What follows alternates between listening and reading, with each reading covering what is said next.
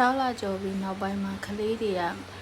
သူတို့အတူတူနေတဲ့သူတို့ရဲ့မေမေကိုပို့ပြီးကတ်လာတယ်ကိုယ်ပဲမရှိတော့ပို့ဆိုးတယ်တခြားမေမေတွေရော6 လကျော်ပြီးနောက်ပိုင်းမှာကလေးတွေကအလူပဲလာပြော့ခဲ့ပေးအောင်တော့ဒီအိမ်ကခက်ရတော့အမေနာပဲအရန်ကတ်ပြီးတော့အခုဆိုရင်ထမင်းစားတဲ့အမြန်အိမ်နာတက်လည်းအမြန်ရေးချိုးလည်းအမြန်အဝတ်လျှော်မိမှုတိုက်လည်းအမြန်ပါပဲဒါပေမဲ့အဝတ်လျှော်မိမှုတိုက်ကတော့နေခင်းလုပ်လို့မရဘူးပေါ့နော်ညပဲခက်အိတ်တော့မှအကုန်ထပြီးတော့လုပ်ရတာပေါ့နေခင်းပဲကိုထမင်းစားတာတော့သူ့ကိုပေါင်းပေါ်တင်ပြီးတော့ပဲစားတယ်ခလေးတစ်ဖက်နဲ့ပဲအလုပ်တွေအကုန်လုံးပြီးအောင်လုပ်ရတာပေါ့